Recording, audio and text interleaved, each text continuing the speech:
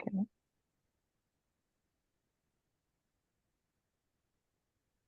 Ivan, are you going to remove this background now? Yes, in a sec. Okay.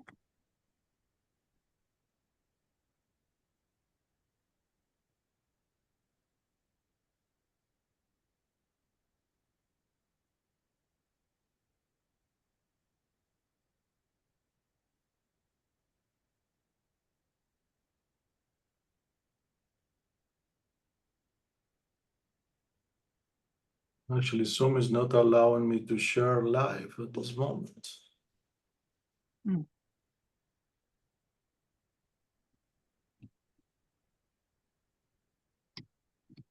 Okay, we are going to continue without this. Okay. But you're recording anyway? I am recording. Okay. Mm-hmm. So welcome everybody. Of course, little technical details just to start. Hopefully that's the only technical difficulties that we have.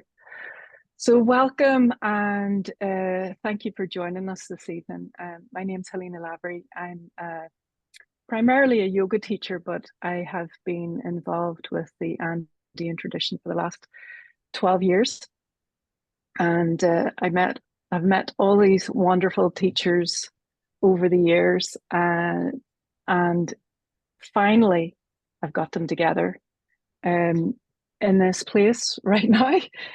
We had to put them online because their energy fields are so big we couldn't squeeze them into an actual physical room, so we got them online here. So before we start, I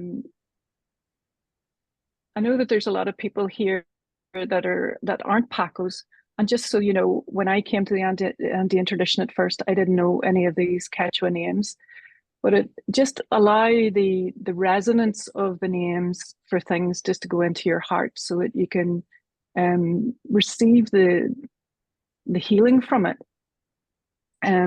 Sometimes you don't need to know all the details. We're so analytical in our Western minds.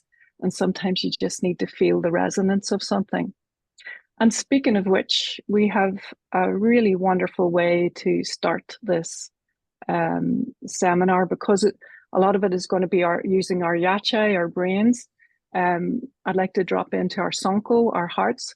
So we've invited along some of the Karo elders from the Karo Nation.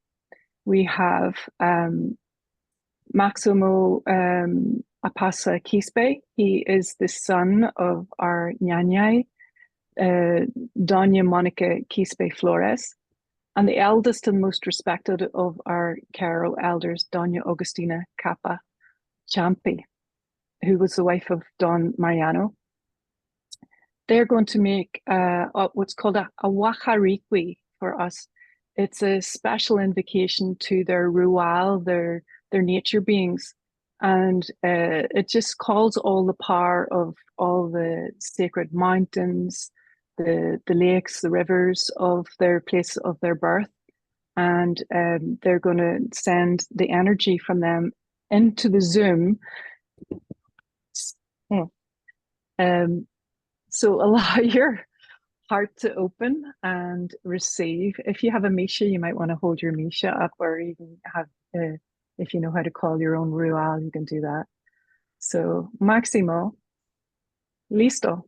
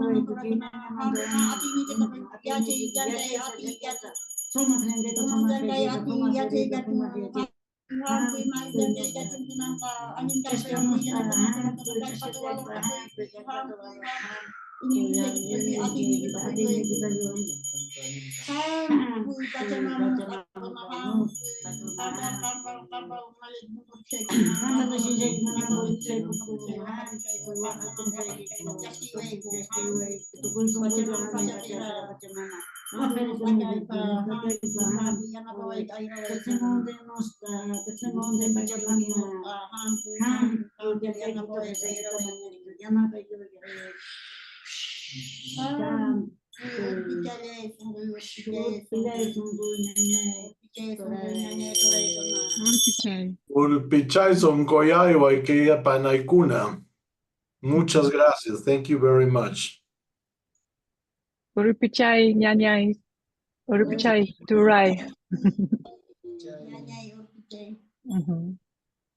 So those of you who don't know the Quechua language, it means doves fly from my heart to you. So I've got to see if this works. See if I could do that. Yeah. Magic hands. Okay, so so let's get started. I really wanted to bring these four powerhouses together because I just feel like we're going through very, very turbulent time on the planet right now. There's lots of world wars going on.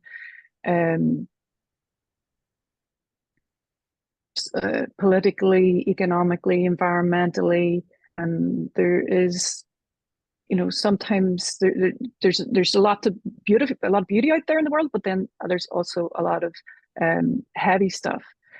We would call this world of living energy the Taripay Pacha, and it's a mixture of both Pucha, the heavy energy, and Sami, the light living energy. At the moment, it feels like we have a lot of Hucha going on, and in the Andean tradition, I kind of look to the prophecies, and the prophecies were saying about it being a Pachakuti, which is like the transmutation. It's like a turnover of space and time, and it feels very much like we're in that right now. It's almost like we're in the eye of the storm. Sometimes we're in the eye of the storm, and then sometimes we're out in nature and, you know, taking everything in. So it's like a in, out, like a sponge all the time. And I was just really curious how my teachers would take this and what their thoughts were around this. So I reached out to all of them, and they were so great to come back to me so quickly and go, yeah, let's do it. And we've had a week to organize this, and they've been just amazing.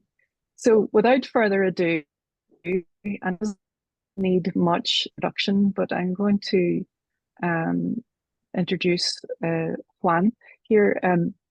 He is a well-known and very respected elder in the Andean community, and he's known worldwide. And for those of you who don't know him, his name is Don Juan Nuñez del Prado.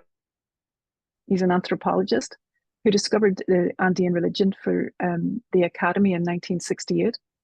In 1979, he found his teachers of Andean spirituality, Don Benito Corihuaman, Don Andres Espinosa, Don Melchor Deza, and Don Manuel Quispe. For over 35 years, he's been teaching this beautiful wisdom that he calls Andean. Thanks to his methodological approach, he compiled all the teachings from these masters to deliver it to the Western world in a way that we can understand. As Paqos, we would call him a chacaruna, a bridge from the Andean world to the Western world. So would you like to give us your speech for this evening? Hello, welcome. For me, it's a real pleasure to be with these Paco fellows, who are the organizers of the meeting. And I'm so glad about listening our Aero friends. Uh, what they did is a very long invocation. And even for us who speak in Quechua, it's a little bit difficult to follow them because they invoke the deities one after the other. In certain occasions, I was able to count 50 or 60 divinities invoking in that way. Anyway, when they do that, you can, if you are a little bit trained, you can feel the presence of the beings. They invoke, of course, insistently Pachamama, which is cosmical mother, not Mother Earth. They invoke Alpamama, Mother Earth. They invoke several Apus, and they invoke several Nustas, which are feminine spiritual beings. But with these invocations, we can count with their presence doing what they do always. They are Runamicher, which means shepherds of human beings. And with this invocation, we are going to ask them to be our shepherds and guide us in the lecture we are going to offer you. Anyway, I want to offer you a short, very short background about what is the Inca mystical tradition, which is the performance in which we are involved and is part of our practices and way of living. The Incas are one of the less known ancient civilizations for several reasons, including how they never developed a writing and reading system.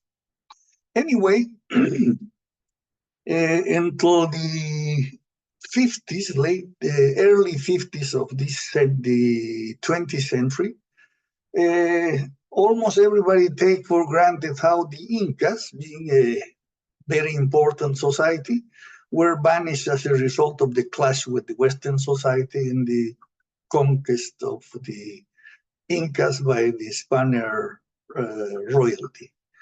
Anyway, this prejudice about the disappearing of the Incas was being started to be correct by a North American scholar.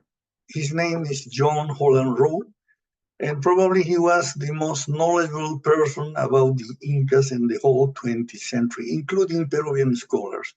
I think the knowledge of Rowe was deeper and more precise than all the other colleagues which were dealing about the Incas.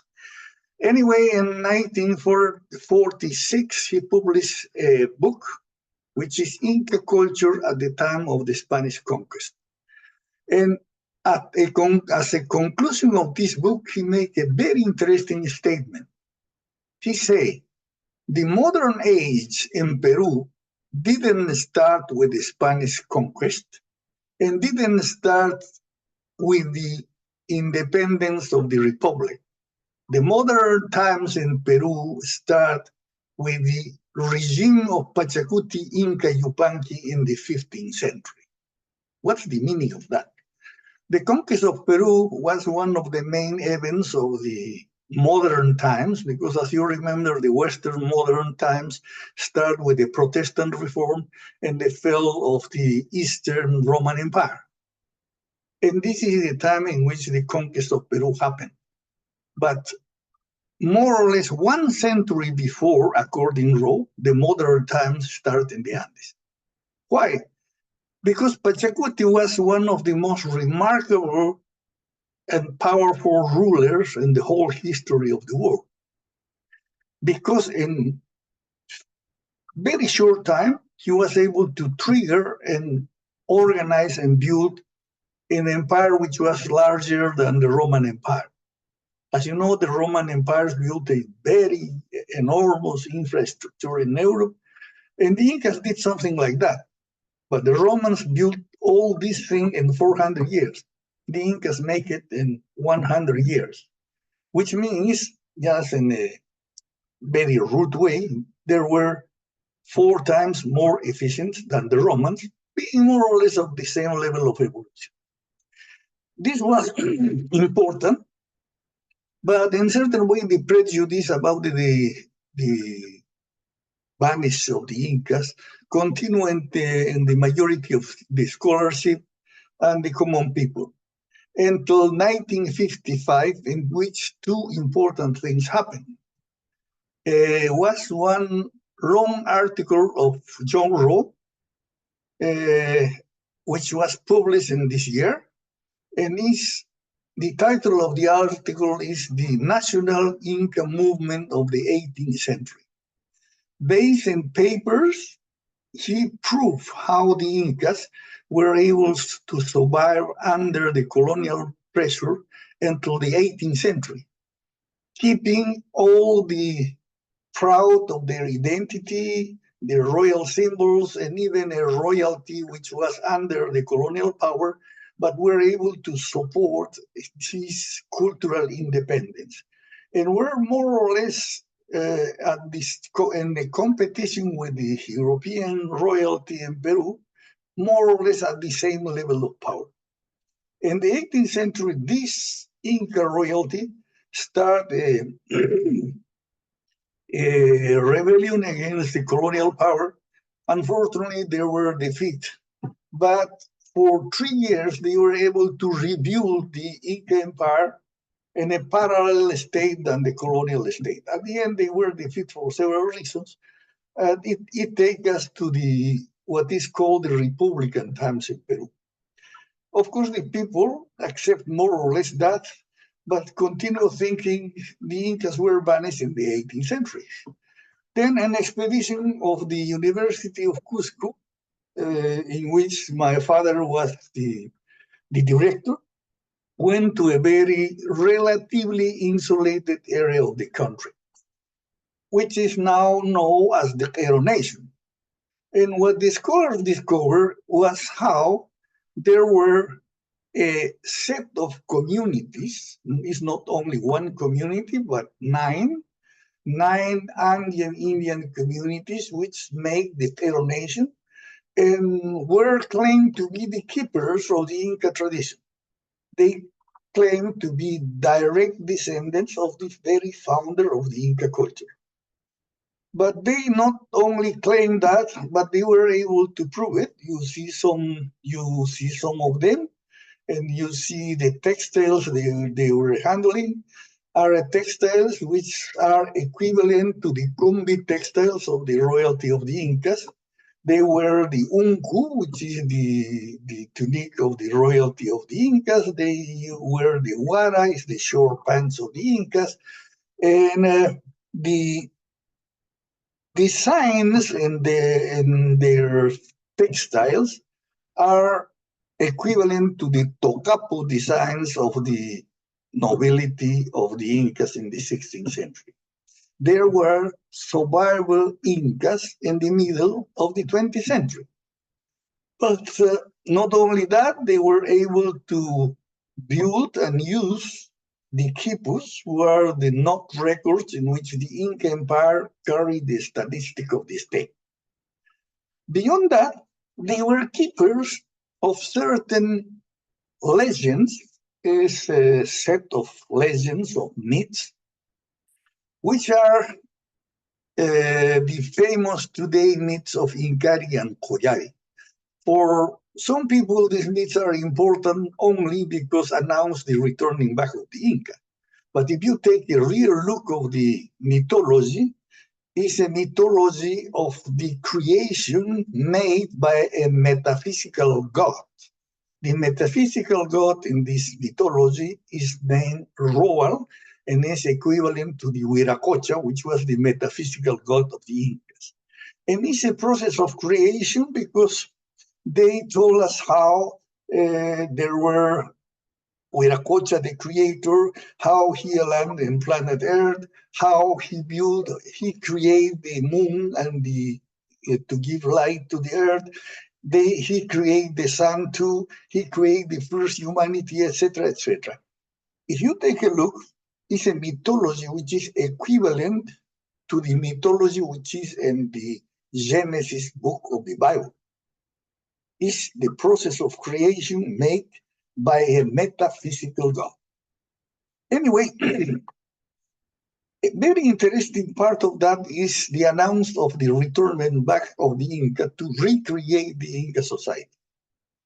And after this expedition found this myth, several other colleagues of mine started to search for mythology equivalent, and they found it in several parts of Peru, several parts of Ecuador and Bolivia.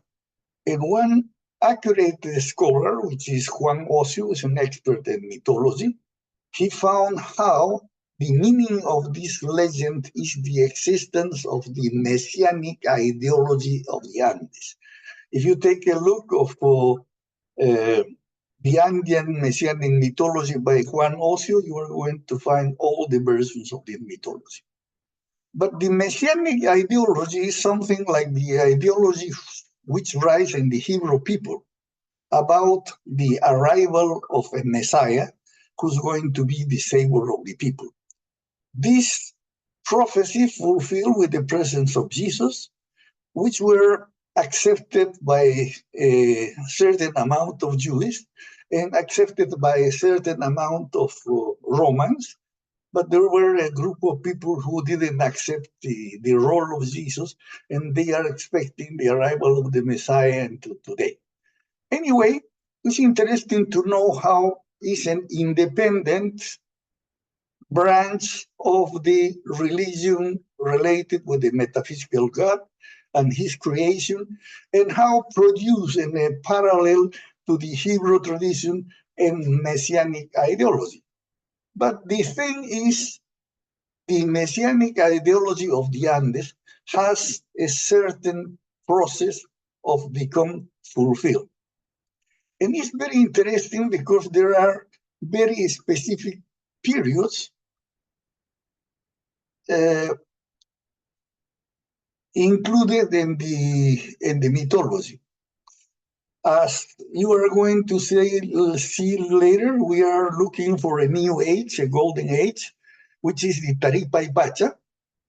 And in the Taripay Pacha is going to be a time of Pachakuti. It's a shift of the rules of the cosmos.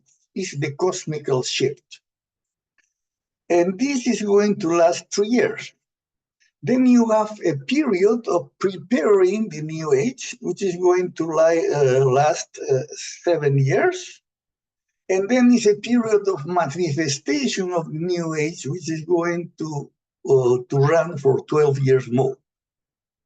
Two of the masters announced us how the first period started in 1990.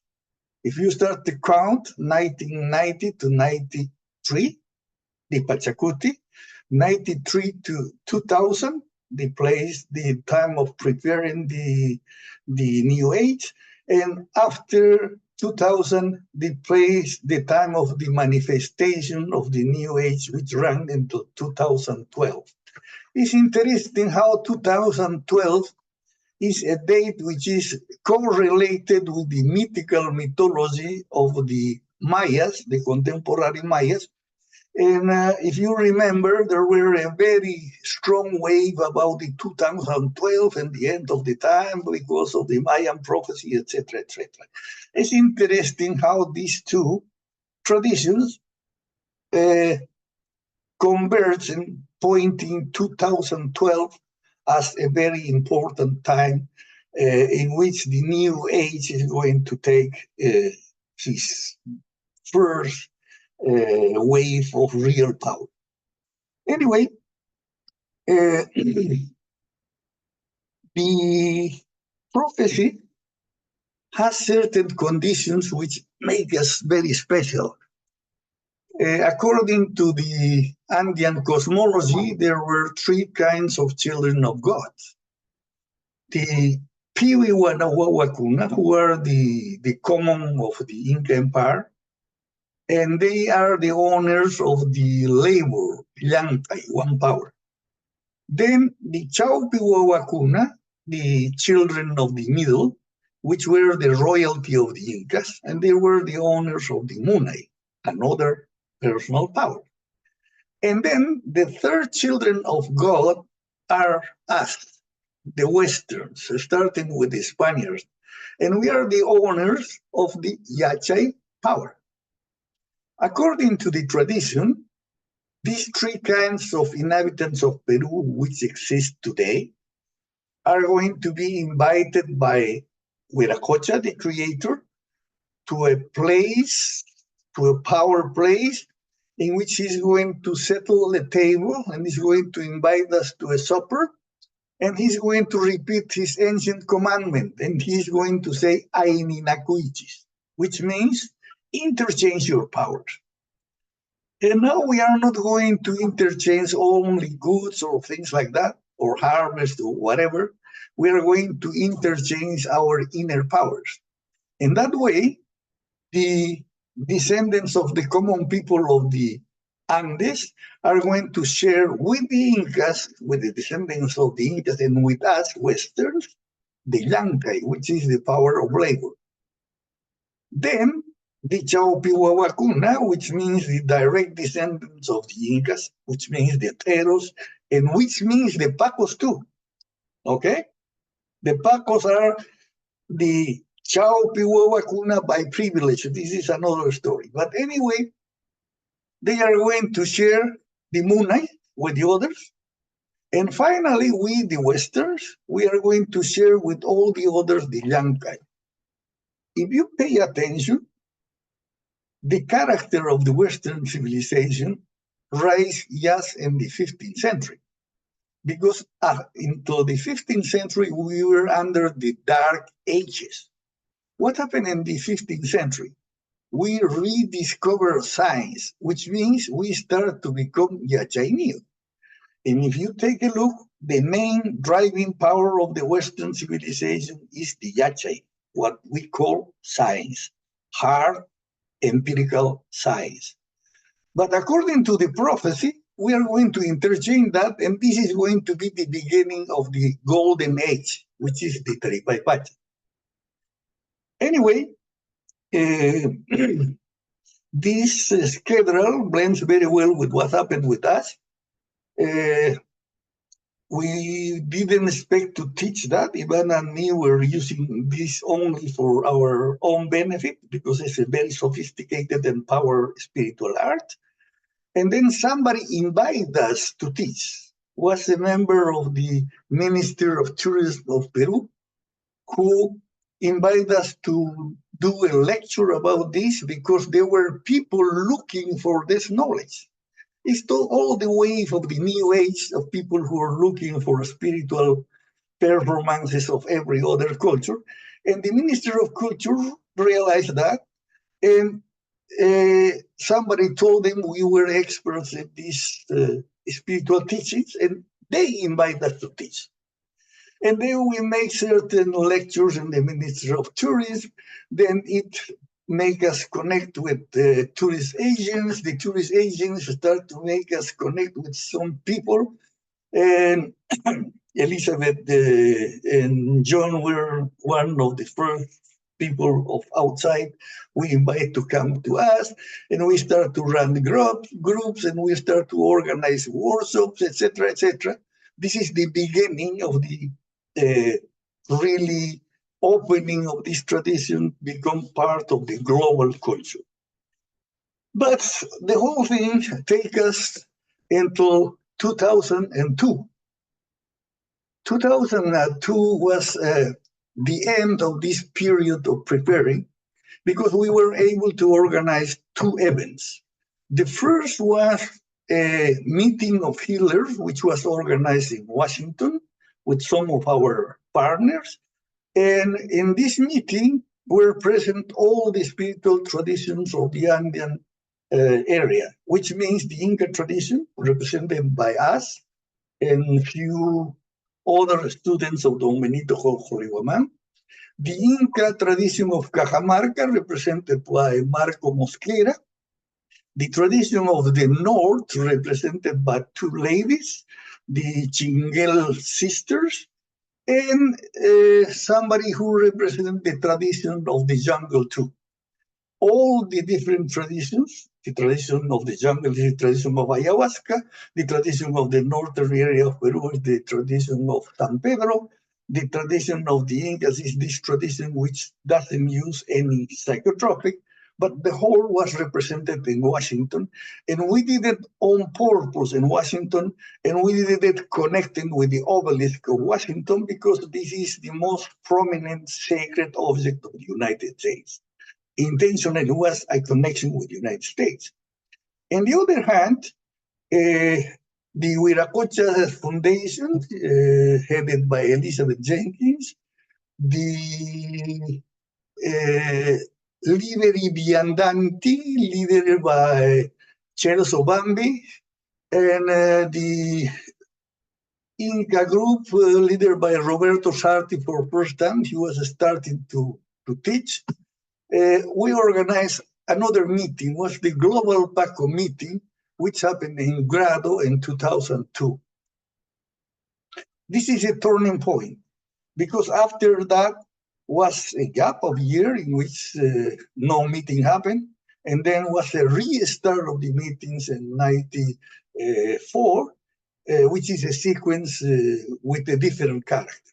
But this period of preparing ended in 2012, and was the period in which we established the basis of our teaching, me, Ivan, John Wilcox, and Elizabeth Jenkins, which are here. And this is the background I want to offer to you. From my standpoint, this is one of the most sophisticated spiritual art, because it's about not only of system of performances, but in the back is a system of levels of consciousness, which is defined by a North American scholar of ontological levels. I'm referring to Houston Smith. The levels, the four basic levels, are not idiosyncratic levels or levels in the hierarchy which is decided by a committee, are ontological levels. And this is very important, which means the Andean system can provide a way of promote yourself across a tangible scale of levels of consciousness. And with that, I'm going to finish my interview. I think I offer you a background which is very well known for the Paqos, but I see this is 167 people. More of them, there are not Paqos, just to let them know how this tradition is not something which was created, was discovered, and is connected with something very old, which is the whole tradition of the Peruvian Andean civilization, which starts more or less in 3,200 years before Christ, which make us the most oldest civilization of the world immediately after of the Sumerian civilization, which is the more ancient civilization of the Circum-Mediterranean area, which means we are achieving the benefit of recovering something which is the byproduct of the process of evolution, which lived for 5,200 years in continuity. And so, thank you, Juan. Thank you. I could listen to Juan all day long, but he told me I have to be boss here and keep an eye on time for him.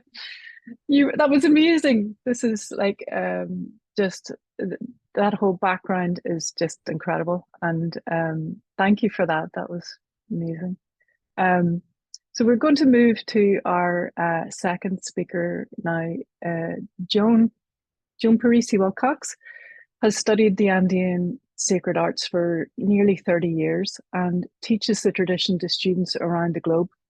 She is the author of Masters of the Living Energy, which I'm sure a lot of you have read. It's an amazing book.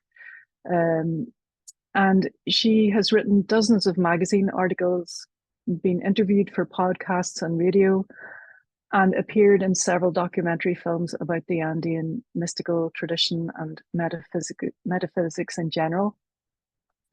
And she has an amazing blog called the Kantiwasi, where she shares her vision of the Andes. And speaking of vision, she is going to be talking to us about Kauai. Well, I'll leave it up to you now, Joan. Yes, thank you, Helena. And it's wonderful to be with my colleagues and my maestros, and to all of you who are here live or who will be listening later. We just received a beautiful overview from Juan, Don Juan, of the cultural and historical aspects, the mythological aspects. I'm going to focus in on, just briefly, because of time constraints, the Pachakuti, not necessarily from the mythological or the Caro point of view, but just in general from some approaches from the Andes. And then I'm going to really take us down to the practical level and just briefly take a look at, if we're in the middle of a Pachakuti and we're trying to realize the Taripay Pacha, how are we doing?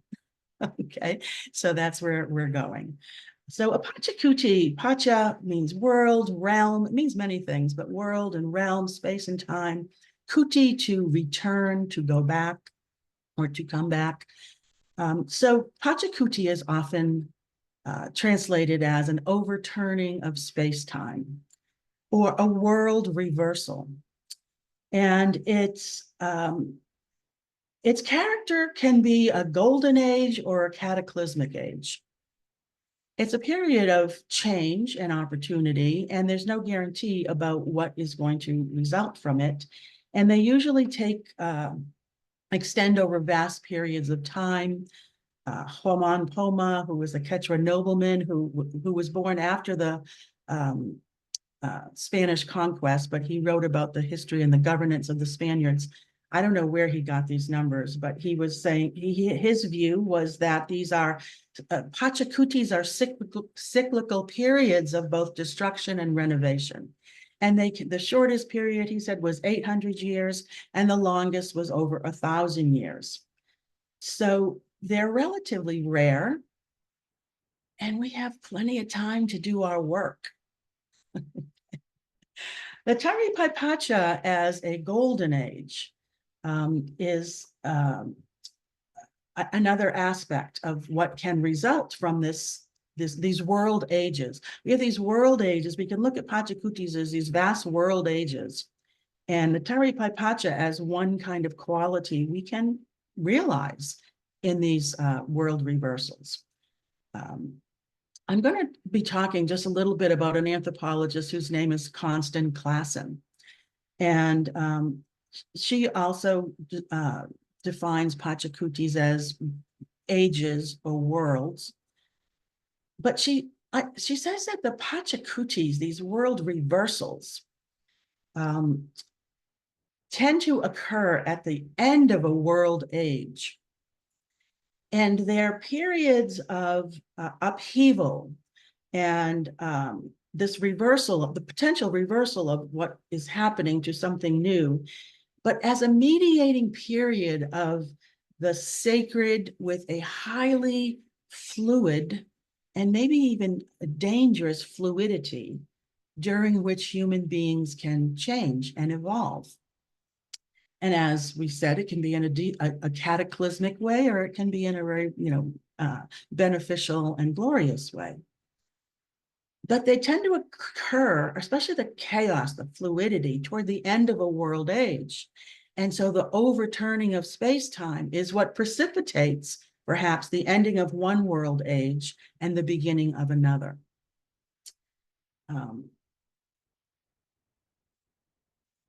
The reason I'm choosing to talk about Constance Classen is I'm going to use a metaphor of hers or an approach of hers a little bit in a moment to talk about our human world. And one of her specialties is to take the larger Andean Cosmovision, the macroscopic, and to see how the Andeans bring as above, so below, how they take what they think of as their cosmovision and the structure of the Hanak Pacha in the world and impose it or superimpose it on the human body. So she says we can think about a Pachakuti as a body turning around and facing in the opposite direction. And as that happens, the structure of the past becomes submerged into the fluidity of the future, and the world can be reconstructed, reorganized, remade, renovated, if you will, according to new principles. Okay. But this turning, this world reversal, the Pachakuti, can be a time of chaos as things are shifting and changing, and the old is morphing into the new. And that's kind of what I want to focus on, because my kind of approach in this webinar is to say, how are we doing? We're in the middle of a Pachakuti and we're trying to manifest or realize the Taripay Pacha, this golden age. How are we doing? Well, that's an immense question, and I'm just going to narrow it down radically. Using Kawai. Kawai, we have a mystical body, just like we have a physical body. We have sensory organs, sight, smell, touch. We have mystical anatomy, you might say. We have mystical perceptual organs called the nyawis. They're mystical eyes. And according to the tradition, we have 6 eyes on the front of 6 mystical eyes, 6 nyawis on the front of our body, and 1 nyawi on the back of our body. And clear seeing is really using these 3 upper eyes. Our 2 physical eyes are also nyawis, mystical eyes, and the 7th eye, which is in the middle of the forehead. The human capacity here is called kawai, which is vision, but as clarity, as being the seer, as seeing reality as it really is, stripped of our story and our projections, our wishful thinking, or even our pessimism, but seeing reality as it really is, both the physical world and the metaphysical world. So I'm going to bring it down to the physical world and just check in on how we might be doing. And I'm going to, in the interest of time, I'm just choosing 2 examples. One that is about the lightness of our being, or a movement towards Sami, or the light living energy, and one that seems to be moving us toward an expression of our heaviness, or our hucha. So the first example is that it has to do with spirituality or religion. And there's been a very interesting trend in the past decade or 2. It seems to be accelerating a little bit, where this is especially true. Most of this data was gathered in the United States, where people have been asked about their religious affiliation or their sense of spirituality. And there's been a growing trend to move away from saying I'm religious to saying I'm spiritual, but not religious. It's the way people are self-identifying more and more. And one of the what does that mean? This is how people are expressing it. That they're not just learning about God or about nature or about spirit. They're not being told about it. They're not just reading it in the Bible, but they're having very deep personal experiences of connection. This is what we call yachai. Yachai is understanding, and it's also perception, but through personal experience. So their yachai, their identity seems to be moving from belief only to experience. And they're experiencing a reconnection with nature. They're experiencing a personal, almost transcendental connection with whatever God is, with the Creator. Feeling a personal identification with it, a deep connection with it without separation. They're feeling that there is some deep connection in the whole living universe that they were not aware of before. So they're experiencing what I would term a transcendental identification with themselves, with life, with nature, with the living universe, with whatever God is, with animals, with other human beings. And this kind of revisioning of the self as sacred is happening across all demographics. It's equally true for men as women, although slightly more women report this. It's true across all age groups. It's just as common for a 20-year-old as a 65-year-old. It's true across all economic stratas, from the wealthy to the less wealthy, to the poor. It's true across all political affiliations, to people who claim as a conservative or liberal or anywhere in between. And it's even true for people who are still very actively involved and identify with a religious organization, with a church, a synagogue, a mosque. They're not giving up their religiosity. They're just expanding how they feel about who they are as a spiritual religious person. So they're still active in their religious communities, their churches and stuff. It's not causing them to leave. They're just expanding. I think it's an awakening, or maybe a reawakening of the sacred, beyond labels, beyond human authority, beyond organizational structures, beyond perceptual restrictions.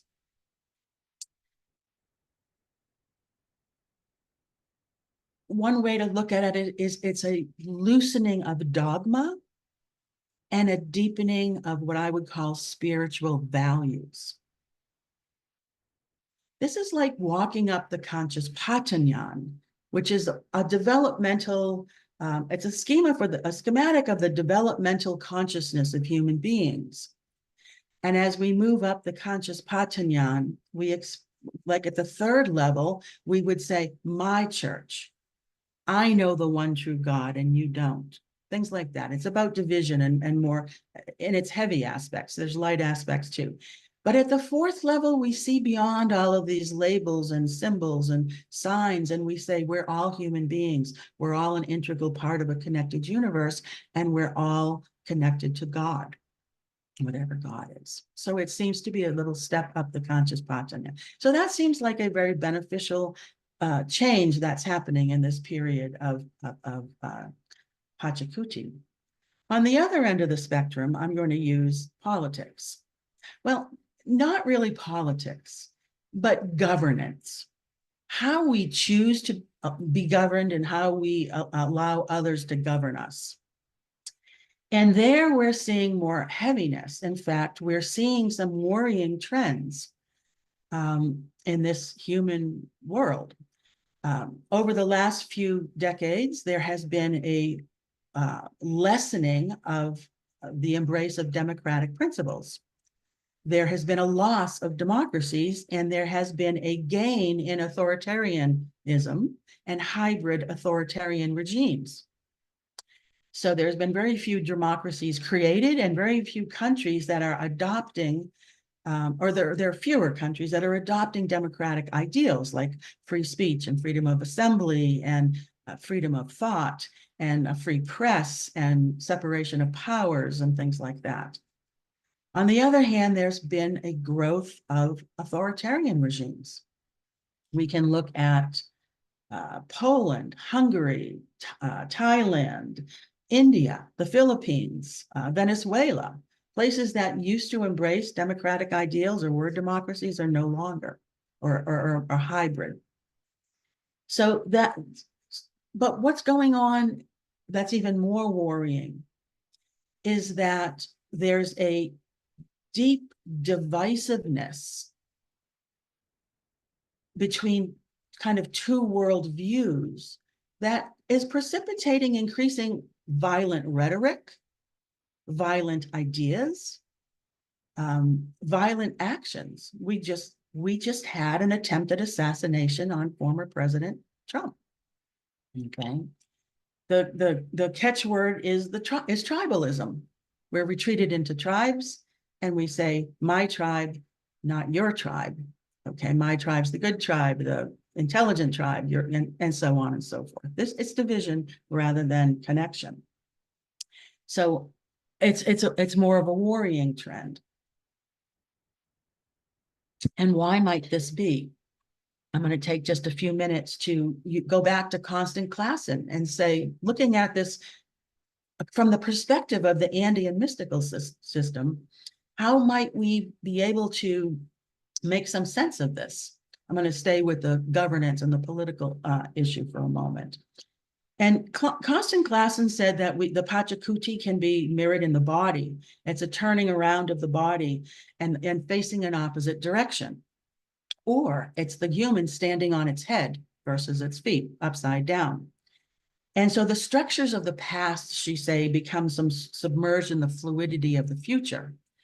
And the world can be restructured according to new principles. Just to get through this very, very quickly.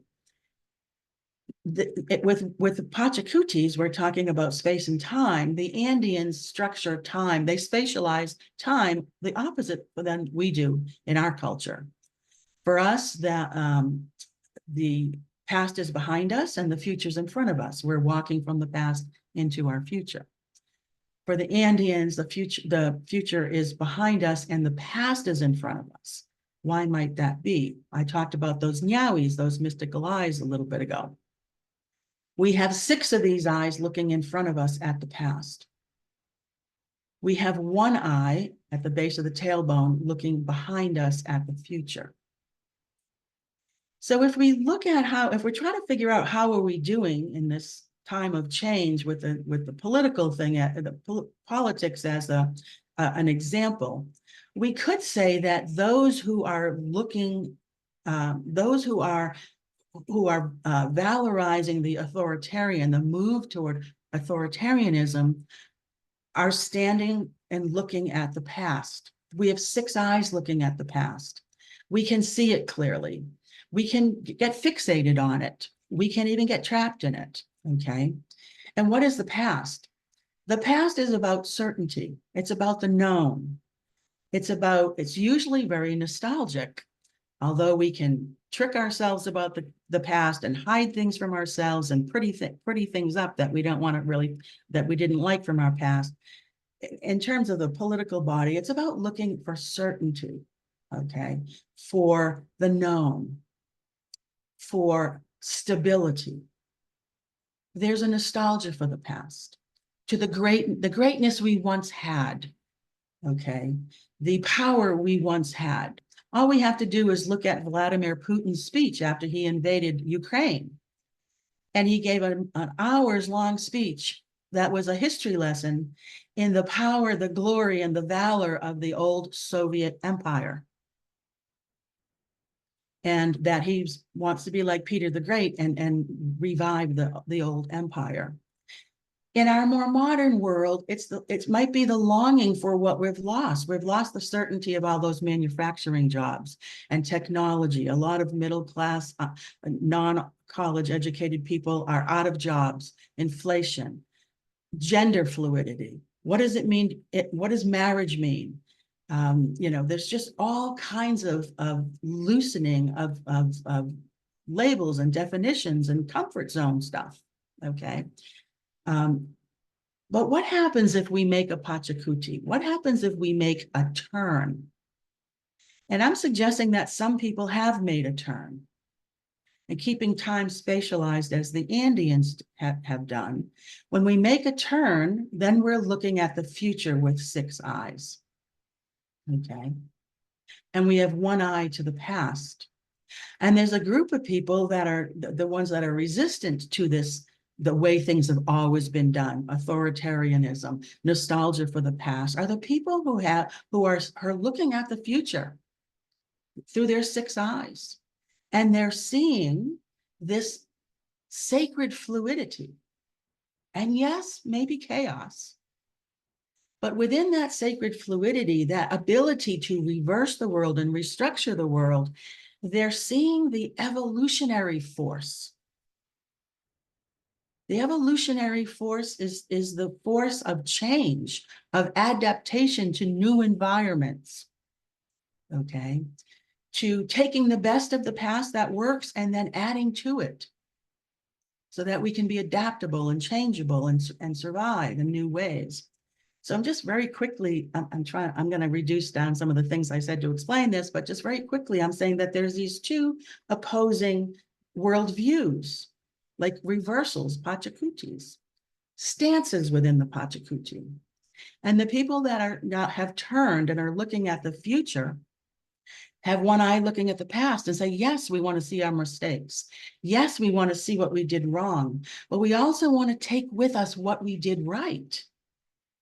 But we want to invite in this evolutionary energy that can help restructure the world in new ways. Okay. And then there are all these people in the middle who are just seeing the chaos. They're not facing either way yet. They're letting the Pachakuti go by and say, I'm leaving that for everybody else. I don't know what the hell to do. And they're either checking out or they're just leaving it to other people. Okay. I'm suggesting that this is one way to see the reality of what's happening in our world using the concept of a Pachakuti, a world reversal, and the opportunity to create a Taripay Pacha, a golden age, through this Andean lens. And I want to just end by saying, what do we do? What's the path forward? And I want to suggest, like Constant Klassen does, that we take the global or the universal down to the local and the personal, where it's more manageable, where we can have a greater impact. And I'm offering the suggestion, or at least the possibility, that we don't need to worry about the Pachakuti or the Taripay Pacha out there. We need to look in here. What's the path forward? To take personal responsibility, to evolve and grow and adapt the self, to choose with clarity, with kawai, the direction we want to take ourselves, our families, and our culture in. The Taripay Pacha is normally translated as the age of meeting ourselves again. I'd like to suggest we need to retranslate that, because the age of meeting ourselves again, if the Pachakuti is a reversal, is world turning, then we can just turn on the horizontal plane, right? And the changes are meeting ourselves again, meeting ourselves again, meeting ourselves again. And you know what? It's the same damn self every time. Or it can be cyclical and more vertical. And if we interpret the Taripay Pacha as the age of meeting ourselves anew, bringing in the fluidity, the evolutionary energy of the future, then it's a cycle that has verticality to it. Okay. But we have to start with ourselves. This is a path, the Andean path is a path of personal responsibility. If you want a golden age universally, create a golden age in yourself. Once you're able to create more of a golden age in yourself, then begin to expand and cultivate the golden age in your ayu, in your family. And then you can expand out even further and cultivate the conditions for the golden age in your karu ayu, your extended relations. And if each one of us does that, we're like nodes that get hooked up. And then we're fueling the greater global universal Taripay Pacha or Pachakuti. So I'd like to end by just suggesting that the Pachakuti really is not out there. The Pachakuti is in here, in each one of ourselves. Thank you. Wow, so true. Thank you, Joan. That was amazing. And it does give me a little bit of hope that if we do the work on ourselves, we can really get through this crazy time. So our next speaker is Elizabeth Jenkins, and she is, again, one of these people that doesn't need to be introduced. She is an international best-selling author of 3 books on Inca nature wisdom and a 35-year student of the Paqos. Her best-selling book, The Return of the Inca, is currently available in 26 languages. To honor the Incan law of Aini, sacred reciprocity, she founded the Viracocha Foundation in 1996 to serve the Q'ero community in Peru. From 1998 to 2024, Viracocha Foundation has completed numerous projects in Hatuncaros, culminating in 3 enormous water reservoirs in response to global warming. In January 2021, Elizabeth co-founded the Global Paqos School together with 12 of the most highly acknowledged Paqos of Hatun Caros. In August 22, together with Juan and about 80 Caro, they inaugurated the Hatun Caros Cultural Center in Cusco. And this year, the Wilcox Foundation has focused on regenerative tourism in response to the threat of toxic gold and silver mining on Apu Huamanlipa, which is a really sacred mountain in the Caro Nation. And Elizabeth is going to be talking to us tonight, well, on whatever time it is with you, about the Pachakuti Nuñez. So over to you, Elizabeth. Aloha, everyone. It's such a pleasure and honor and a gift to be here today with you. Morning for me. And Helena, thank you so much. And to all my Paco Masikuna, thank you for being the impetus behind this. Perfect timing. And it's a joy to be with Juan, Yvonne, and Joan. We were just talking about how it's almost 30 years ago when we were all together in Peru, you know, with all the events that led to Joan's book and her interviews with the Caro and all this magic that has happened over the years. My deepest gratitude to Juan, Nuñez del Prado. Finally, they figured out that your birthday is a national holiday. Juneteenth, you were born on the same day as my husband, Barney. You know, this is a celebratory day for sure. All right, well, I want to talk to you guys, just taking off from the magnificence that Juan laid out before us, this foundation of understanding, and Joan taking it into the personal. I'm going to go, I think, even more deeply into the personal.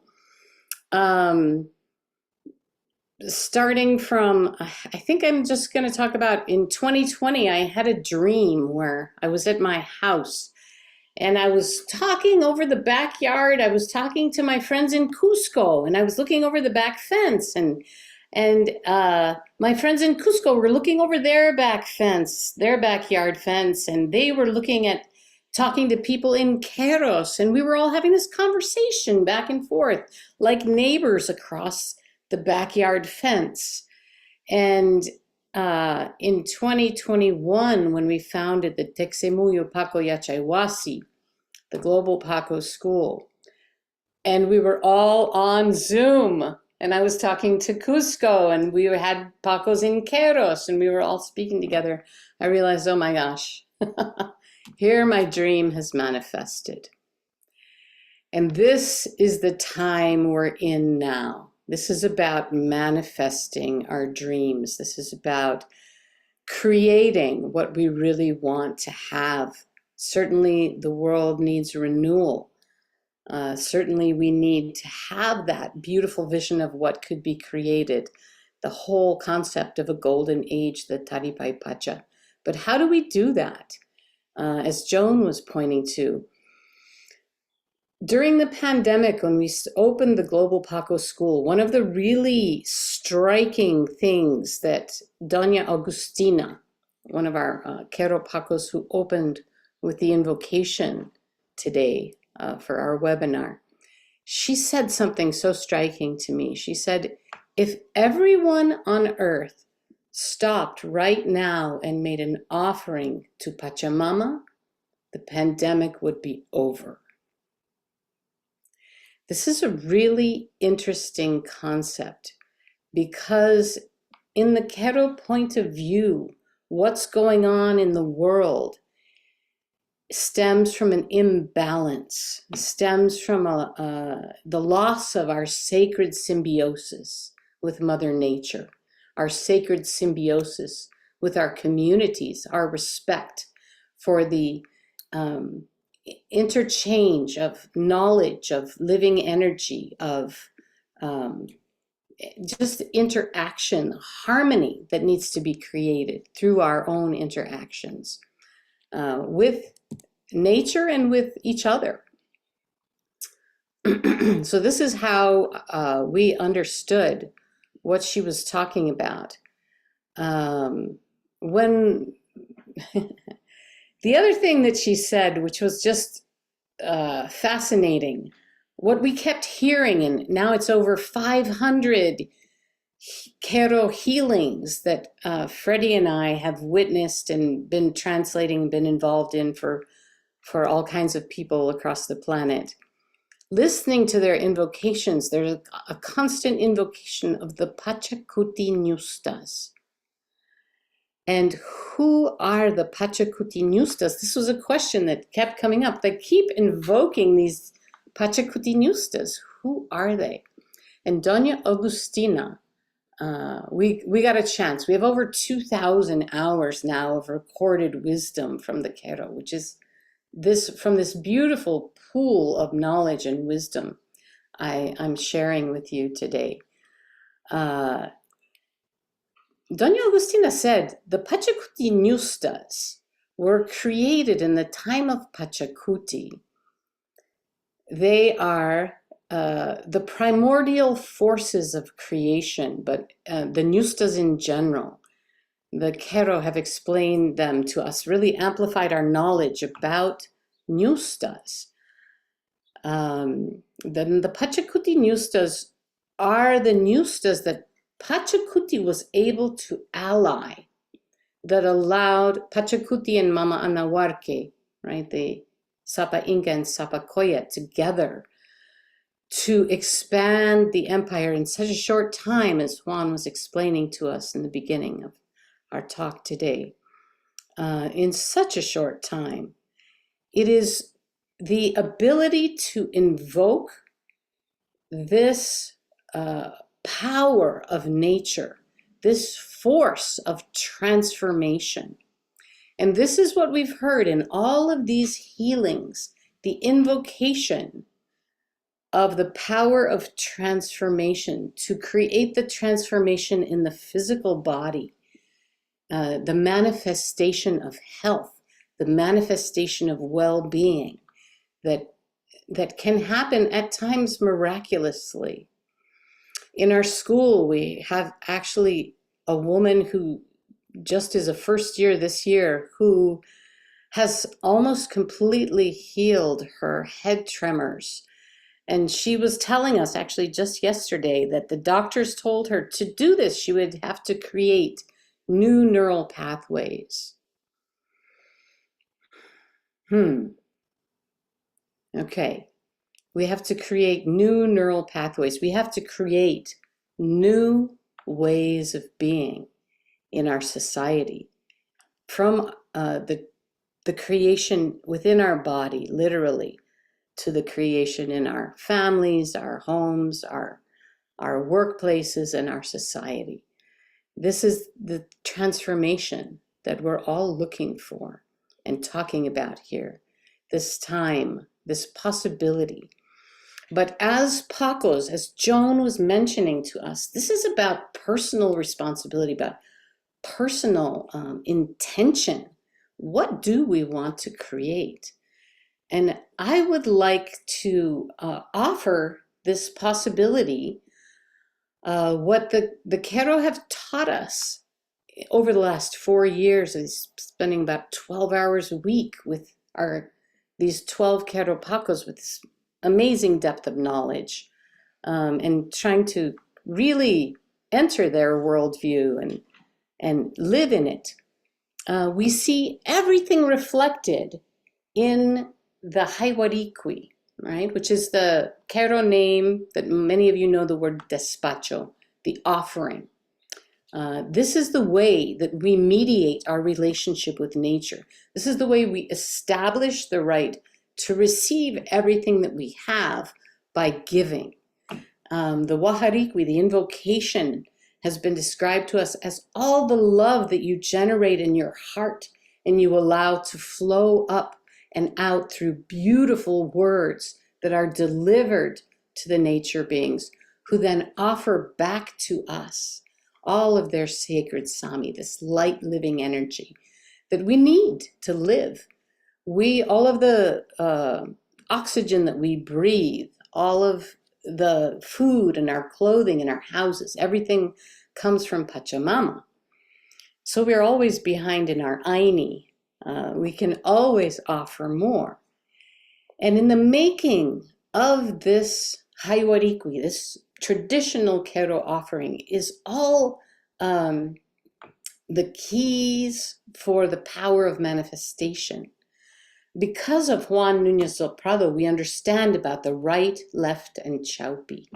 We understand that the kero, in the creation of the haiwarikui, this is a traditional structure that all 12 of our kero Paqos told us. There's a little bit of variation, but basically, when you make your offering, the right side is offering 12 quintus of 3 to all the dynamic forces of nature, the apus, the masculine. Then we offer on the left our quintus, our groupings of coca leaves, to Pachamama, and the feminine, the fecund, the receptive powers. But in the center is the place of the gold and silver ñustas. On the right side, you make the offering to the silver ñustas, who are the makta, the masculine ñustas.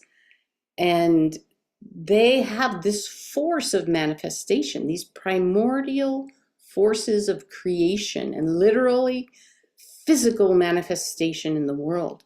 On the left-hand side, we have 8 quintus to the golden ñustas, who are the female ñustas. And these two together create the manifested world. So literally, this is like a recipe for manifestation. We can, what I'm suggesting is that we can literally follow this code of manifestation, speaking directly to the forces of nature, and create new things. One of our teachers, I know many of you know, Papa Don Umberto Sonjo, told us, as we were doing this grand experiment of can we really learn the kero tradition over the internet through Zoom? Can we actually receive karpais and experience the living energy and the teachings this way? And he said, of course we can, in your computer. Here we are in the heart of the computer. And this computer, this new creation of people, is full of ñustas, because ñustas made this creation of the computer. What a genius perception. Okay, so in offering to the right and the left and the ñustas in the center, what our teachers have told us is when you offer to your 12 rual, you respect the sacred geography that you live inside of. This can be seen in Cusco. We know that they're the 12 apucuna, the 12 rual, the guidance, the guiding nature beings of Cusco. There are the 12 rual of Queros. We all have our own sacred geography that we live inside of. I have 5 volcanoes in my sacred geography and 3 giant, they're called the Kihawahine. I'm on the big island of Hawaii, and they manage the liminal space between the water and the ocean and the land. These are very powerful beings in the Hawaiian tradition. But these forces that we can call on to help us to literally stabilize our energetic field within this chaos of the Pachakuti, relying on our nature beings. Our nature beings are not shifting and changing. Well, some of them are, but basically they're the stability. The sun is still rising. The moon is still rising. The stars are still shining on us. And this is the stability that I think we can count on and look for, not our human governing structures, but really the larger cosmic order that we can find in Mother Nature surrounding us. So the Pachakuti Ñustas are these Ñustas that we call on for the transformation. When we call on the Ñustas in the center of our Haywarikwi, our offering, we can call the Pachakuti Ñustas and ask them, give them the love from our hearts and ask them to give us a beautiful world. This is something that we can do. This is physically possible to do at any moment. We make our offering and we receive with complete trust. And, you know, this is the double edge of the Western mind. It gives us all this fabulous power of explanation, as Juan has so remarkably observed many times. We have the capacity of the explanation. What our Kero teachers always laugh at us because they say, we could never even ask our teachers questions. We had to learn everything by observing and going with them as they performed their ceremonies and watching. They never told us anything. Here we are, giving it all to you on a platter. Now, go and do it. Follow the protocols. Within the Haywarikwi is a key called Mañarikwi, which means that when you make your request for your happiness, your health, your well-being, and your physical abundance, you ask without greed for what you can truly be responsible for and what you can give back to your community. And this is the key. I think what the world we're living in right now, and what our teachers tell us is, nature, Pachamama and the Apus, they are providers. They will give whatever we ask for. But we have to be intelligent in our request. We have to ask in a measured way, without greed, for what we can truly handle and give back to our community. So I'll leave you all with that thought. We can do this. We can create a beautiful future together. Thank you. Thank you. Thank you so much, Elizabeth. It is really, somebody was asking in the questions there about, you know, what is Haywarikwi? And from my understanding, it is to offer with your own hand. The Carol would make dispatchos, which usually means to send.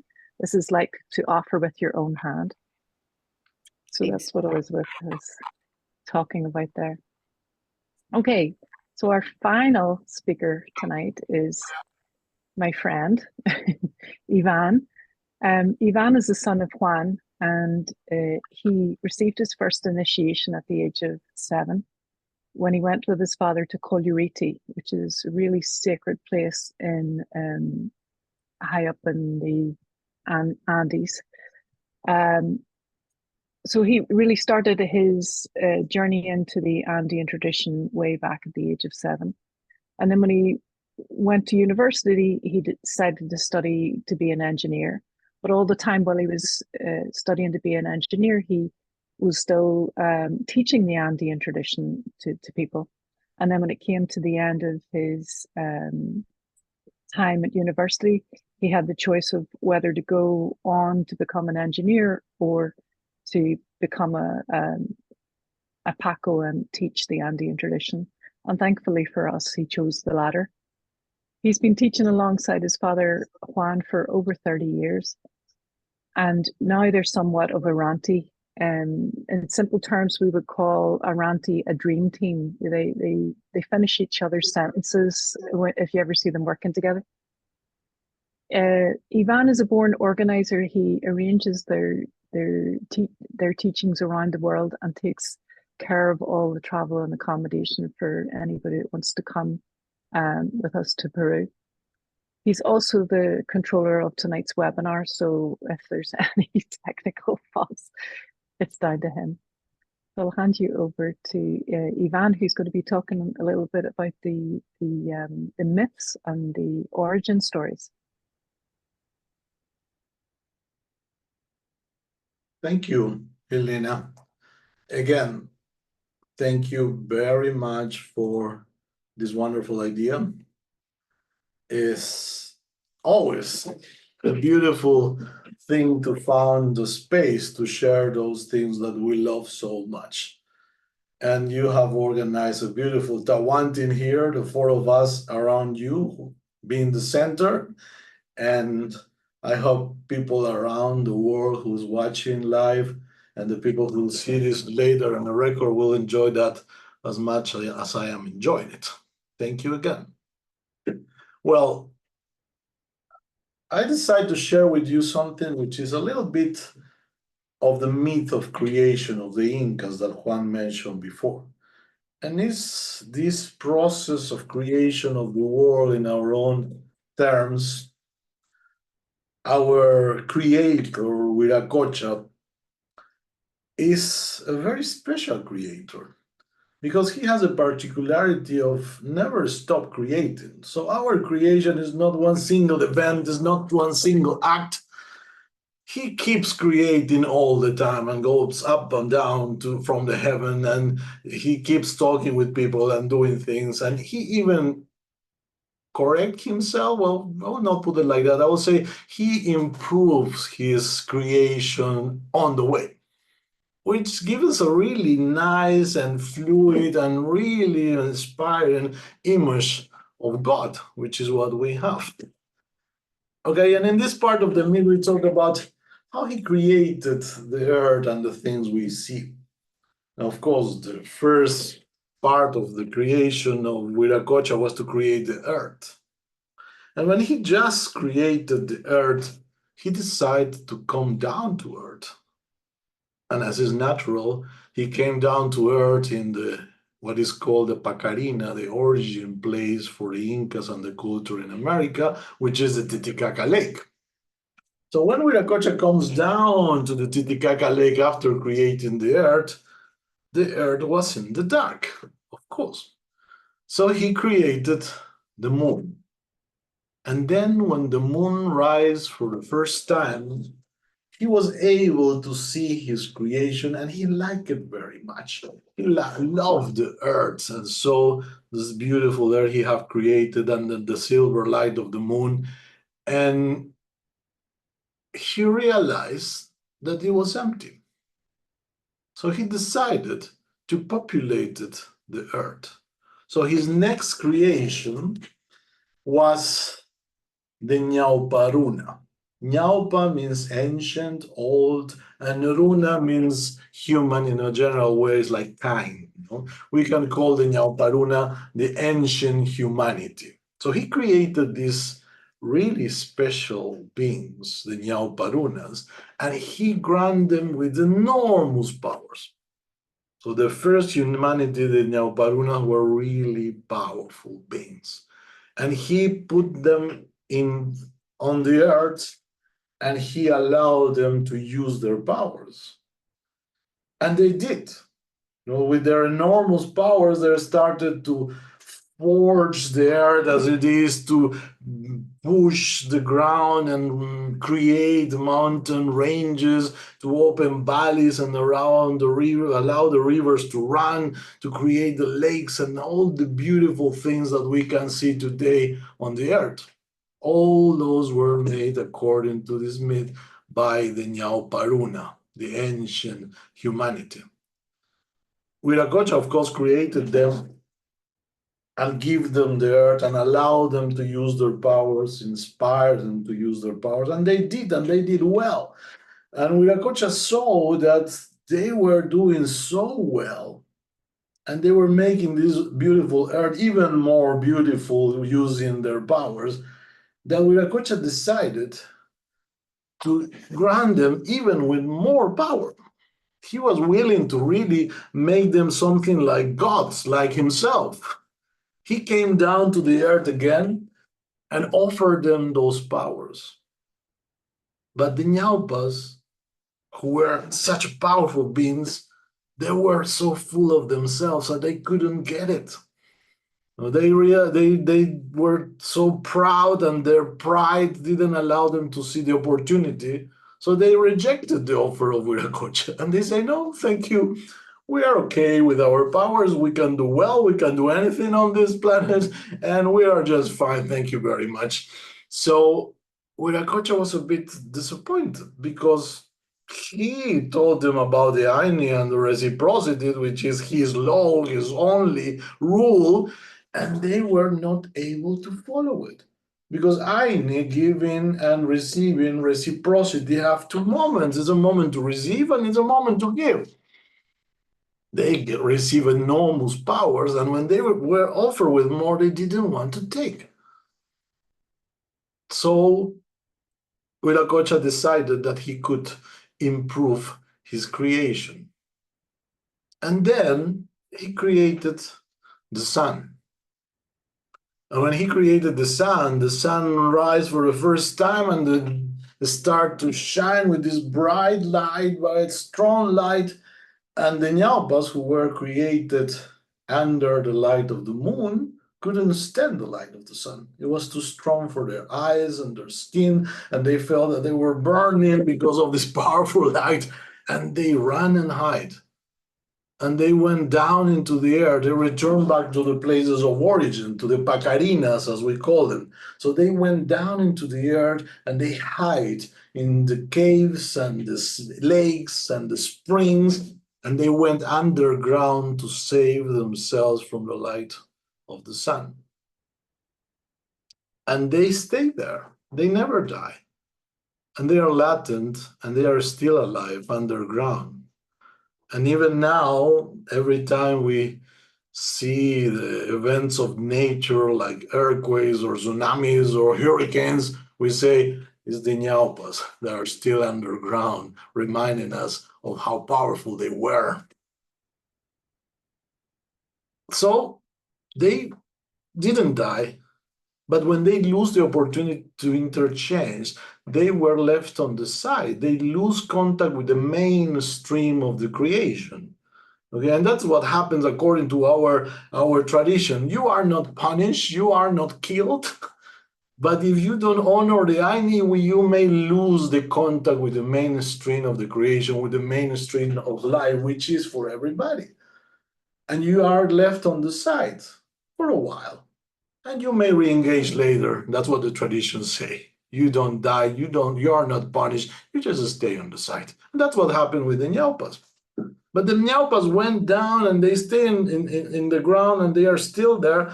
But the beautiful earth that Viracocha created was empty again. Some traditions say that during that time, the sun saw that the moon's light was so bright as his. And he got a bit jealous. So he throws some ashes on the face of the moon, and that's when the light of the moon become milder and softer and cold. Okay. And then Viracocha saw his earth under the light of the moon and the sun empty again. So he decided to improve his creation, to populate the earth once again for the second time, but this time in a different way.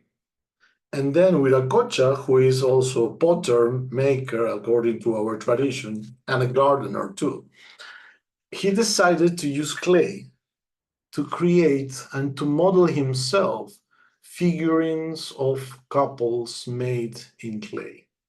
He made many of these figures, and he traveled around the world placing these couples of clay in the Pacarinas of the world. So he went and planted them in caves and lakes and springs in the underground. And after this journey of creation, he returned back to the Andes and called the power of the fire. And the fire cooked those figurines and they become alive. They came out then from their origin places and they start to populate the earth. But they were created all different. Okay, this is a creation that takes place in diversity. They have different colors of skin and hair and eyes and dresses and styles. They speak different language and they develop different traditions and spiritualities and religion and every single thing that you know that exists on earth. And he always tells them that Aini, reciprocity, is and should be always the only rule. So now these people have populated the earth. Viracocha gave them a main power, the power of labor, the power of Yankai. And they grow and they expand and they will start to touch with other groups and get in contact with other groups because the space on the earth is limited. And then in the confines, there's the conflict started. So he decided to create again and create Inkari and Koyari. And he sent them to organize these people and to found a new civilization and a new way of doing. And so they did. They were given with another power, the power of Munai, the power of will and love. And with the power of love and will, they managed to organize these people. And they started to build what was first, according to our tradition, the Inca kingdom. And eventually their descendants were the ones who built the Inca Empire. So these people, using both powers, these different groups of people, they built an empire. Using the Yankai, the power of labor, and the Munai, the power of love, were able to create this ideal empire that the Inca Empire is as we see it. Historically, it's a fact that the Inca Empire is the only creation in history of an empire where there was not poverty or hunger, and it's been proven. So the Aini must have been working, and the Munai and the care of the Munai must have been working very well for them to be able to do that.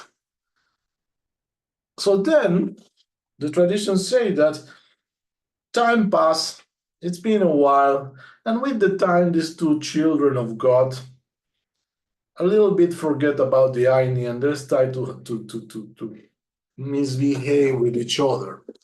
And that's when Viracocha decided to create the Westerns. The Westerns were created in a distant place called Europe today. And they were given with another power, the power of Yachai, or the power of the intellectual knowledge. And they were sent by God to come to the Inca Empire and to take the power and rule in the name of Viracocha, in the name of God. So they did. And for the last 500 years, they have been ruling and living together, but times are changing now. We are in a Pachakuti, it's a time of transformation, and there is a new way to do. Our traditions say, as Juan mentioned, that in the time of the change, Viracocha is going to come down again to this world and is going to call his 3 children around Misha. Misha means sign in the Inca tradition. Is this pack we have as Paqos, but is also a sanctuary. And in the tradition, we know that Viracocha is going to call his 3 children and command them again to make Aini. But this time they are going to share their inner powers. So the commons of the Incas, owners of the power of labor, are going to teach the Yankai, the labor, the work to the other 2. The owners of the intellectual knowledge, the Yachai, the Westerns, are going to teach their Yachai to the other 2. And the nobles of the Inca, the elders of the Inca, the Queros, are going to share their Munai with the other 2. And in that way, these 3 kind of children of God are going to become full owners of the 3 powers. According to the tradition, the owner of one of these powers is called in a particular way. So if we learn and own these 3 powers, we all are going to become Tukui Munai Niok, full owner of the power of love and will. Tukui Yankai Niok, full owner of the power of work and labor, and Tukui Yachay Niuk, full owner of the intellectual knowledge. But if we all become owners of these three powers, then there's not going to be difference anymore in between different children of God, because we are going to become the same. And there's going to be just one kind of children of God, all brothers and sisters, owners of the same power. And in that moment, we are going to start to live and to create what is called the Taripay Pacha, the time of the human understanding of this new golden age that we are expecting to come now. Of course, the main event of that process is the returning back of the Inca and the Coya, a royal couple, that are not, of course, not going to be Pachakuti and Manahuarca like in the 15th century. There's going to be another couple of people, a man and a woman, because women and men in the Andean tradition have exactly the same dignity, so they are capable to do exactly the same things, including the Enlightenment. These two people are going to rise as two persons who are going to incarnate the Enlightenment once again. That is the idea of the returning back of the Inca. And as keepers of that quality, that personal quality, they are going to be able to guide us and everybody into what is the Taripay Pacha. And they are going to share with us the secrets or the way of building this new age. That's what the returning back of the Inca and the prophecy of the Taripay Pacha tells about that. So that is God's creation. And he's going to intervene once again. He's going to teach us again, make Aini, share your powers, and that is what we are supposed to do. In our trainings, the Paña, the Chaupi, and the Yoke are organized in training and teaching people how to deal and how to become masters of these three powers, the Munay, the Llankay, and the Yachay. So in a way, we are training people to be full citizens of the new age. And it is like that. The new age is global, it's for everybody. We all are going to live it. But as we were saying before, we have to start by ourselves. We have to build that new age in ourselves. If we make us that, we are going to be able to influence the people around us, and maybe these people is going to influence other people, like in a chain reaction. Because it's all about Aini. The new way of living, it's just be in a certain way. The normal thing, what everybody does is that people just react to what you do. So if you are careful and kind and respectful and you offer that, what is that you are going to receive? Of course, care and love and kindness. I love something that Elizabeth has been saying a lot lately, and I just have it and share it all the time. We earn, it's all in terms of Aini, right? We earn the right to receive by giving.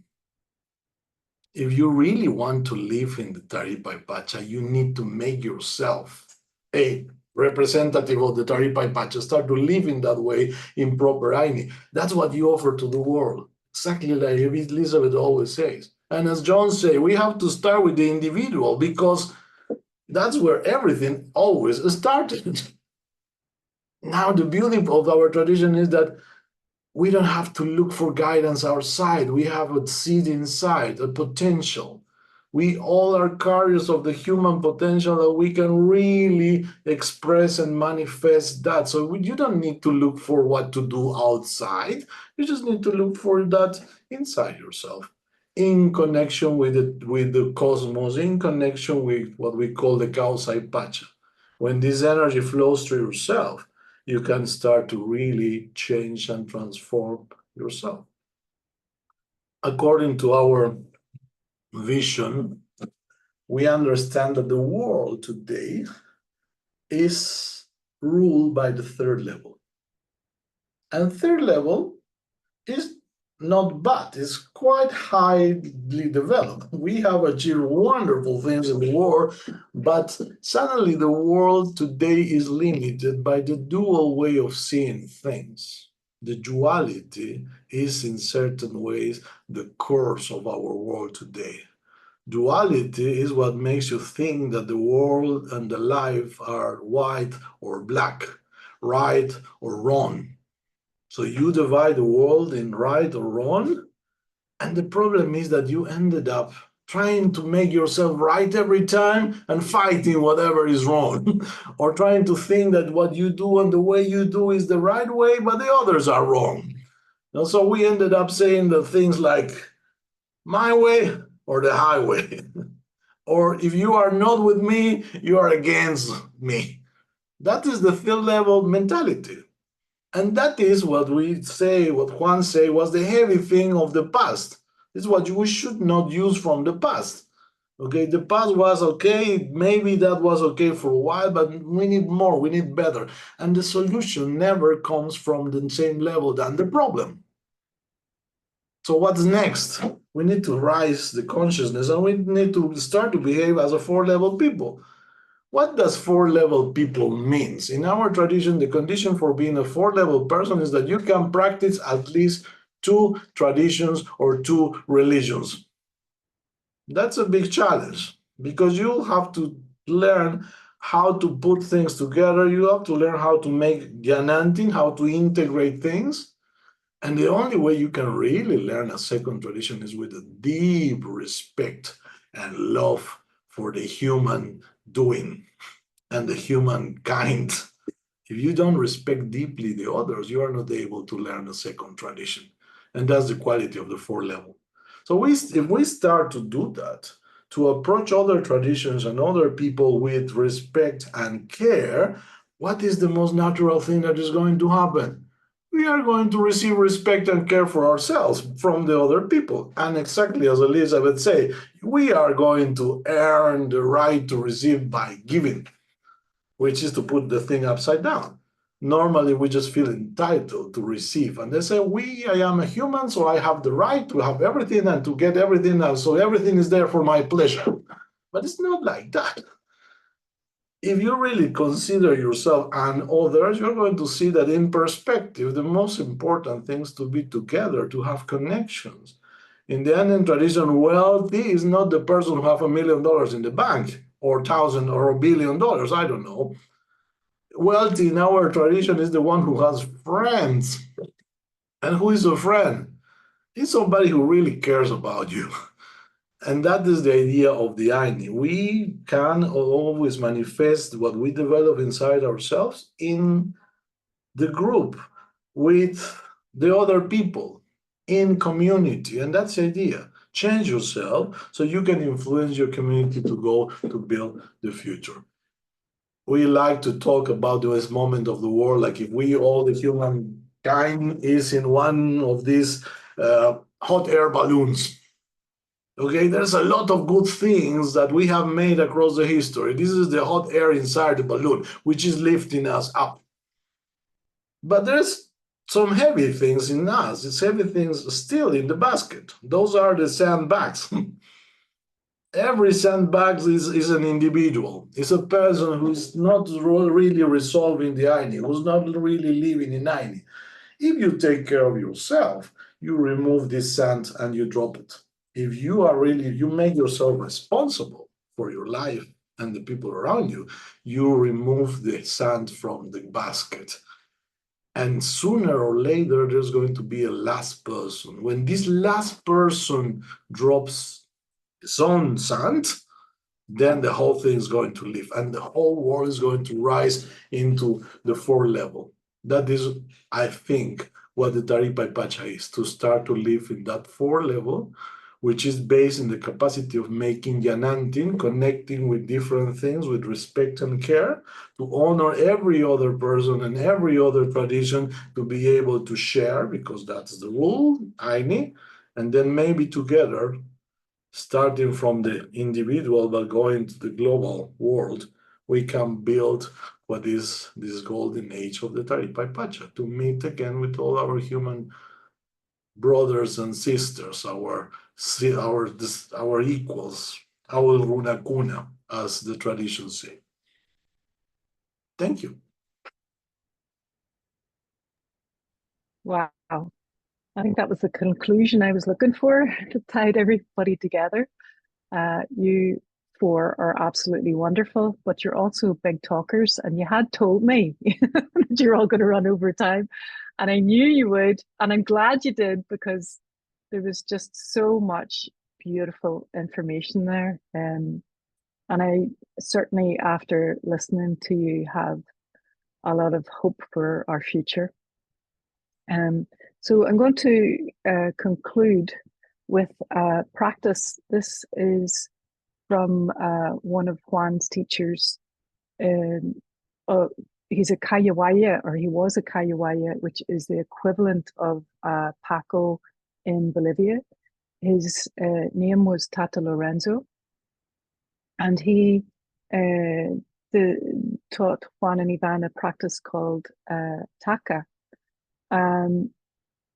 I'm going to, I know Juan always tells me not to make fruit salad, but I feel like I also need to open up our hearts again with the moon eye. So I'm going to include a little bit of the moon eye practice with that as well.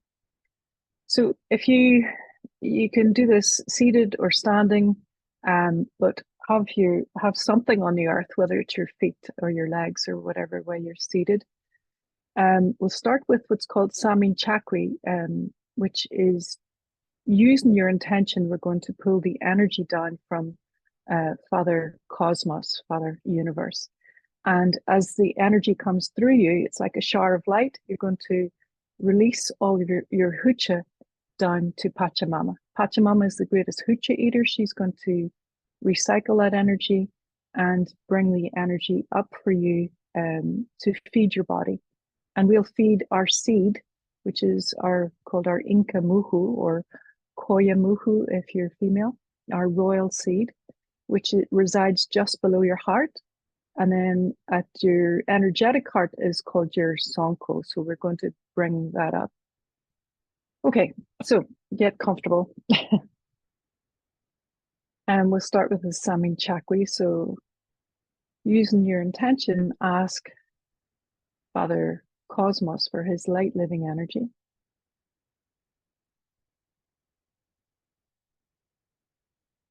And allowing that energy to come down from the universe.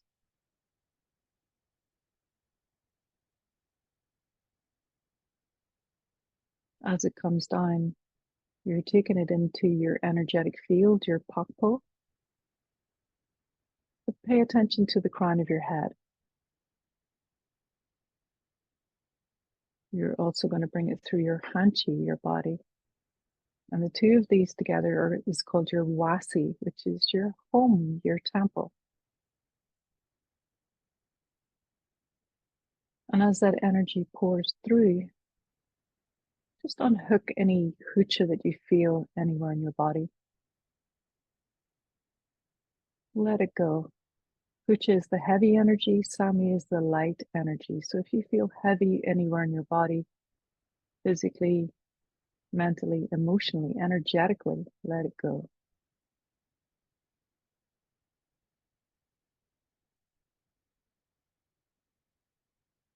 Then pay attention to either the soles of your feet or wherever you're seated. And make the intention of releasing all of your hucha, all of your heavy energy down to Pachamama.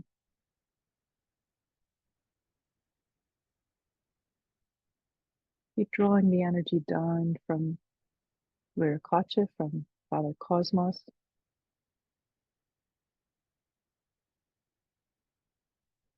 Sending it down to Pachamama.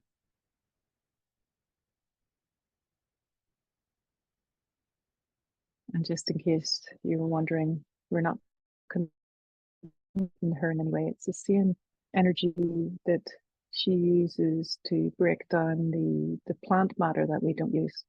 But our energy, our heavy energy, is much lighter than that. So she quickly transforms it. And then if you ask Pachamama for her Sami, her light living energy, you can draw that up from the earth. And again, pay attention to where you're connected to the earth, soles of your feet or wherever you're seated.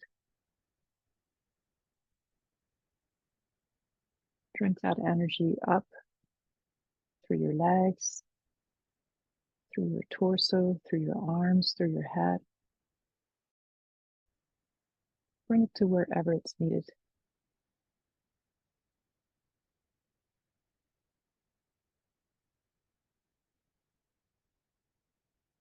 And continue to fill with the Sami, the light living energy from Pachamama. This is the downward flow of energy. The Sami Chakti is really to clean and to cleanse ourselves.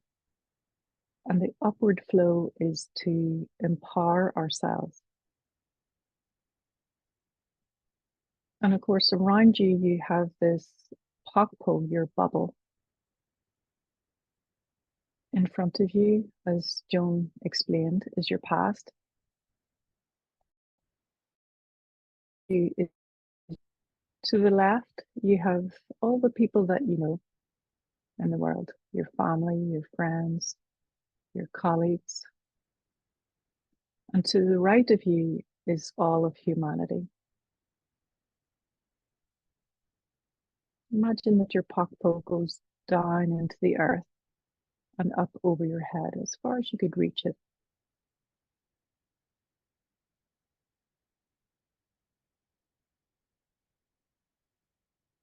Then I want you to take your awareness to your solar plexus. Right at the center there is your muhu, your seed, your Inca or Koya muhu.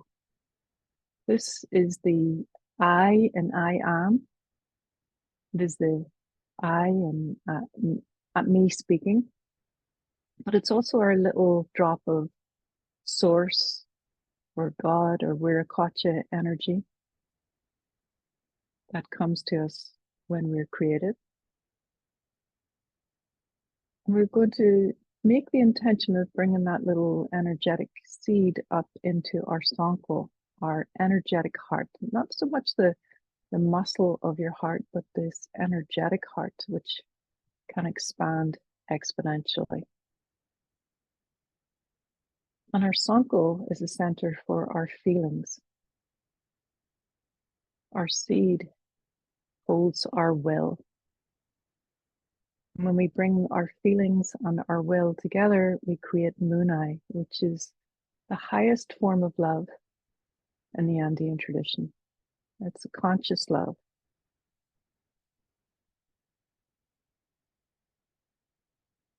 So imagine the very center of your sanko having this brilliant white light,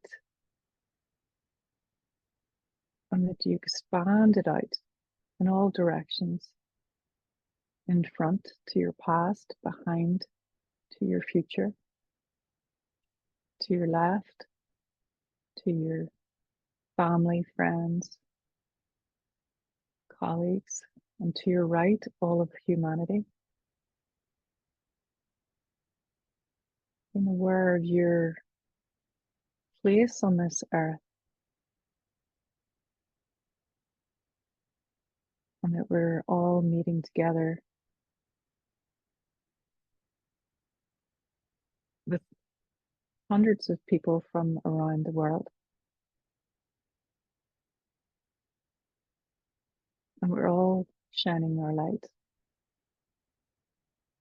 We're all expanding our moonlight to make this light grid around the world.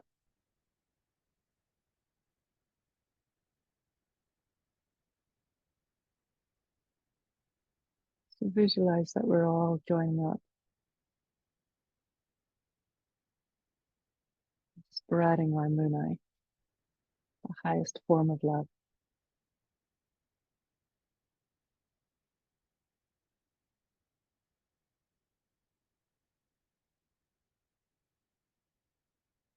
Let's drink that in for a moment.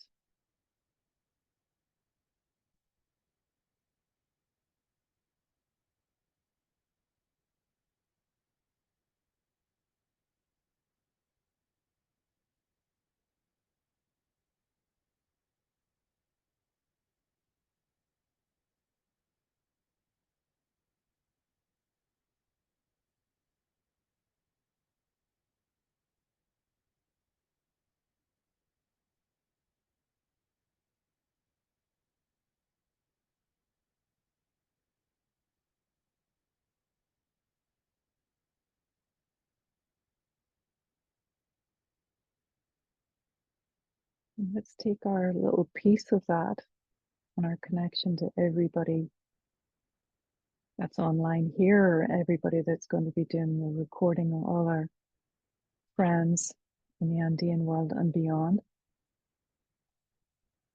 And just knowing that there's this beautiful community of people to share these gifts. These 4 teachers are like the spoke on the umbrella. There's many other Paqos that are sharing their gifts all around the world. And I give thanks for them too.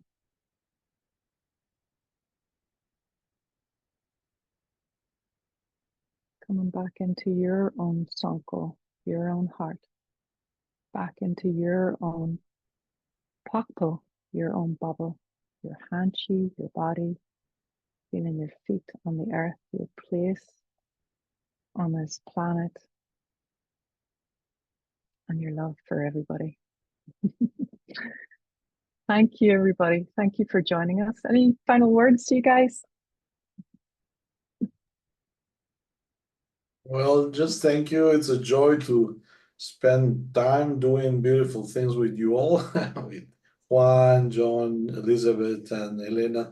Thanks for this wonderful gift. Urpichai sonkolyai. Urpichai Sonko Yai.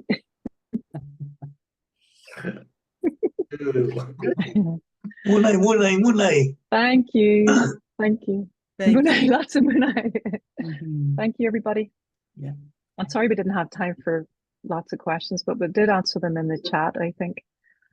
So, oh, there's Jan McKelly. Okay. Can I just, yeah. Thank you very Can I much just read what again, and thanks oh, everybody okay. who came with us. Thanks for the people who's going to receive the recording, and beautiful Aini. Thank you very much.